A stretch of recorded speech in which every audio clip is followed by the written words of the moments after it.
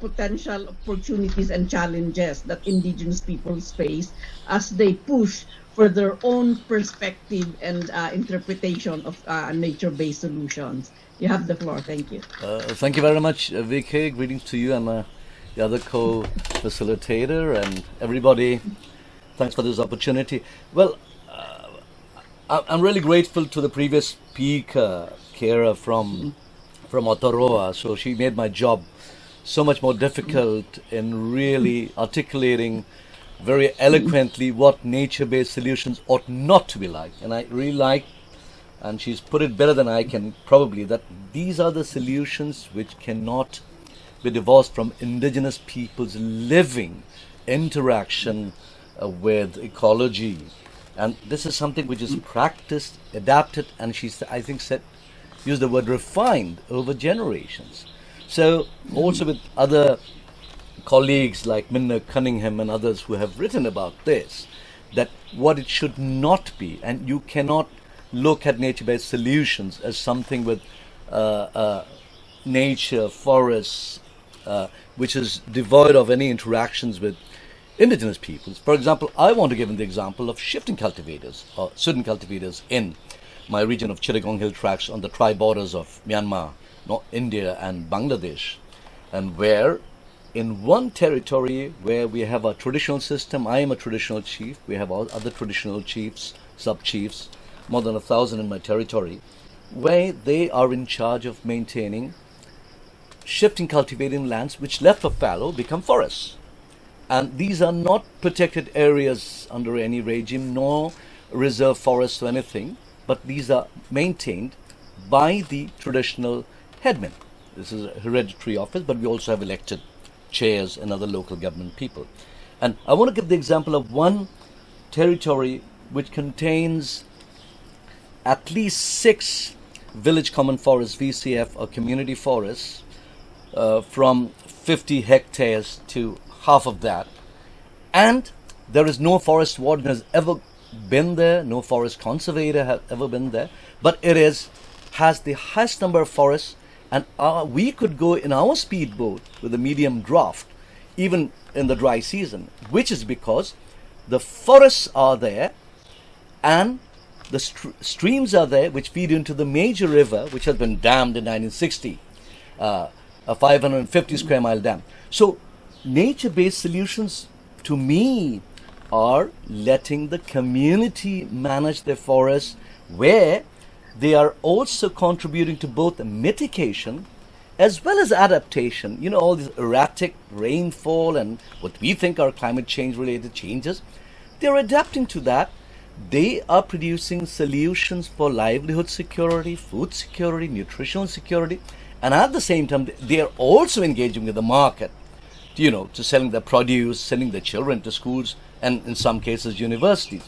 So I think the most important thing that I think Indigenous peoples bring forward is that they know how to deal with produce, how to maintain biodiversity, and in fact this can also, you know, help them really attain the sustainable development goals. But unfortunately what happens is many of their practices are not recognized as being something which is good not just for their community and the biodiversity of the region, and that they contribute a tributary to the Karnataka River, which is the main, you know, river for the biggest port of Bangladesh, Chittagong port. And so they all add up to ecosystem services which the government, the United Nations, and the market should be supporting them, helping them, so that they don't work against their old traditions and their spiritualities and actually do something which their ancestors would not have done. For example, like unsustainably using swidden or shifting cultivation lands and so forth. So I think the solutions are there as long as the government, the market, the UN system, and, you know, the climate change, the CBD, and the high-level political forum on SDGs listens with a sympathetic ear and a patient ear and sees what Indigenous peoples can bring in. You wanted me to also talk about opportunities and challenges, Vicky? I can do that now if you wish. Yes, you can do that. Yeah, please. Yes.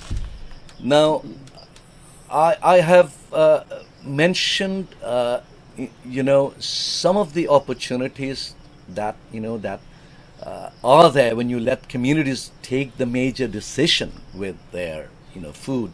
I spoke about navigation, the draft of our speedboat, the water retention of the forest they manage, other livelihood opportunities that they have, but they also have challenges. Now, to reduce the dependence on forests, for example, they might need irrigation. And as a traditional, territorial chief, I even spoke to the local security officials that they should let them have some small irrigation opportunities so that they can get their rice from the wet rice on the river banks and reduce the need on swidden fields where you don't nowadays get 12 months of rice anymore as our ancestors used to.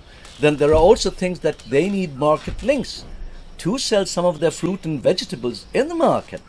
Maybe they need to preserve, maybe they need to add value to that again, which would but still keep the pressure off the forest and meet their livelihood, food security, nutritional security needs. But as I was saying, one of the challenges is that although one of these 6 forests has been recognized by the district council as something that nobody can sell, it can't be transferred, but the remaining more than 300 to 500 forests that we have in our territory have not been acknowledged formally, although our government goes to the CBD, Convention on Biological Diversity, and actually boasts about these village common forests in the Chittagong Hill Tracts, our territory, whereas the Forest Department has nothing to do with managing and conserving this. And yet, there are other challenges. For example, if I bring in a challenge from CBD, you say a country is going to declare a certain percentage of their territory as protected area, a wildlife sanctuary, a national park, an eco park. But these are all these protected areas in name. They just go and give the the figures of such and such territory, such and such square kilometers of this protected area. But you go inside, the indigenous peoples have probably even evicted from the lands and not allowed. So you say protected areas is an international mechanism, but when you really get to the country and local levels, you see that it's the national law that prevails, which has a forest guard, a forest warden, a forest conservator who is the ex-officio warden of the forest, which doesn't even include the indigenous people in the communities. So I give another examples where I think the links between international, national, and local is missing. It's not synergized. Let me give you the example of, say, Bengal tiger. It's not just Sundarbans and West Bengal and Bangladesh. We have Bengal tiger probably still in our region, and also bordering Mizoram and in India, and Chin state in Myanmar. But then we have our government sitting in a conference in Yangon, Rangoon, or Delhi, or wherever, CBD. They don't include the communities, whereas the tiger reserve in Mizoram actually borders our Rankong Reserve forest. But none of the communities are even consulted before our environment and forest ministers and secretaries go on for a tiger saving conference, or to the CBD, or to the UNFCCC. So you can't have international levels being successful without national. But then, who are the national? If the government excludes the indigenous peoples, doesn't take on board all that knowledge, wisdom handed down the generation, it's also being changing and adapting and being refined. Then you lose out, no matter what countries they actually commit to in the UNFCCC or CBD or the high-level political forum or the forums. It's not going to work. So for nature-based solution, you have to take on board indigenous peoples. They may not have all the answers, but they have many, many more answers than governments and forest department officials and so-called expert environmentalists will ever have. Okay. Thank you very much, Raja Devasish. Thank you very much. Well, I would actually like to mention what we call the village common forests, or community forests managed by traditional headmen. And in fact, this has really brought in all types of actors. We are very happy to say that the government, although is lagging a little bit behind, but some bilateral donors like USAID is still involved in a small way. Danida used to be here, and I was actually chairing this forum where more than 300 community managed forests outside the Forest Department controlled forests have been managed, and so now the UNDP is giving a little push here. So we have a good example of governmental UN bilateral donor giving a push to community managed forests, but don't be confused to think that it's a lot of money and a lot of things coming in. No, it's just a little bit of capacity building, a little bit of training, and actually we kicked this off. Vicky probably knows a little bit about this from years ago, that we actually included pushed to have women be included in the committees for the very first time. We never had women village elders 20 years ago. It was a men's domain. Now, out of the approximately 2,500 village elders or chiefs, 500 plus are women. So things are changing, and I don't know who should take the credit. But these are examples. You can actually have a look here. And I spoke to the head of the Parliamentary Standing Committee on Environment, Forests and Climate Change, a wonderful person, an MP. He was heading the International Parliamentary Union actually recently. And we were asking to come and look at the forest I just mentioned, and we call it the small deer community stream. And the area is also named by that. Sodo Uringya. Uring means deer. So this is the traditional domain of deer, where you still have the navigable river and stream and safe drinking water. I have drunk water in some of these places without being boiled or anything, and I'm all right.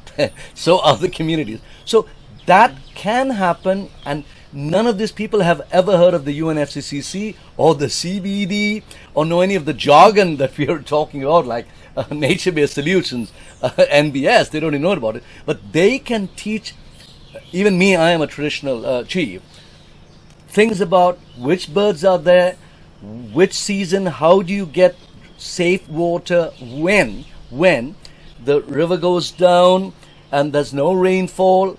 And these are the things that you need, because no matter what we do with Bangladesh becomes a middle income country, as we are hopefully going to become soon. But that doesn't mean that, we don't need our water. Like climate change has given us an example where we suddenly realize that shifting cultivation is the solution to food security, because of the lockdown you couldn't travel if you had money to buy rice from the market, and because shifting cultivation gives you all the crops, food and vegetables and fruit. But of course, it is not a solution for everybody, but you can have shifting cultivation in a sustainable way. It doesn't have to be a driver of deforestation, as it's sometimes said to be. So I think there are many stories. I'm just talking about Chittagong hill tracts in Bangladesh, but in India, and here I just want to flag something that in South Asia we both have some of the most colonialist forest laws with eminent domain principles and all that, which in Philippines you call the Regalian Doctrine and all that. But on the other hand, you have a very good example of the Forest Dwellers' Rights Act in India.